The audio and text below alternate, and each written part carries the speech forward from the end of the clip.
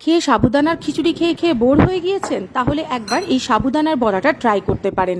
এখানে আমি সাবুদানা আগের থেকে ভিজিয়ে নিয়েছিলাম, দিয়ে দিয়েছিলাম সেদ্ধ করে রাখা আলু আর শুকনো খোলায় নেড়ে নেওয়া বাদাম যেটা আমি গুঁড়ো করে নিয়েছিলাম, ধনেপাতা, কাঁচা লঙ্কা কুচি, আদা গ্রেট করে দিয়েছিলাম লেবুর রস।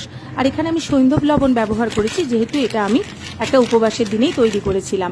নর্মাল দিনে আপনারা এর মধ্যে সাধারণ লবণ দিয়ে দেবেন, আর এর মধ্যে যদি একটু পেঁয়াজ কুচি অ্যাড করেন তাহলে কিন্তু এর স্বাদটা আরও বেড়ে যাবে। তারপর সমস্তটা হাতের সাহায্যে চটকে মেখে সেটাকে বড়ার শেপ দিয়ে তারপর আমি সেগুলোকে সাদা তেলে গ্যাসের আঁচ কমিয়ে নিয়ে ভেজে নেব।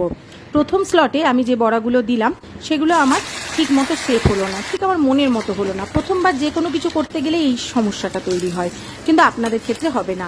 একটা স্তর 2 মিনিট মতো একটুখানি ভাজা হতে দেবেন, গ্যাসের আঁচ একদম কমিয়ে, তারপর সেটাকে উল্টে দেবেন। দেখবেন খুব সুন্দরভাবে বড়াগুলো হয়ে যাবে। আর এখানে একটা দুর্দান্ত চাটনি করেছি, কাঁচা আম, ধনেপাতা, কাঁচা লঙ্কা, আদা, সৈন্ধব লবণ আর চিনি। তারপর সমস্তটা বেটে একটা দারুণ মুখরোচক চাটনি হয়েছিল কাঁচা আমের। সেটা কিন্তু এই বড়ার সাথে একবার সার্ভ করে দেখবেন, নিমেষে 1 প্লেট খালি হয়ে যাবে। আমার বাড়ির বাচ্চারা তো এক নিমেষে সব শেষ করে দিয়েছিল। বাড়িতে অবশ্যই ট্রাই করে দেখবেন সাবুদানার বড়া উইথ কাঁচা আমের চাটনি। ভালো লাগলে অবশ্যই পাশে থাকবেন। ভালো থাকবেন, সুস্থ থাকবেন, আনন্দে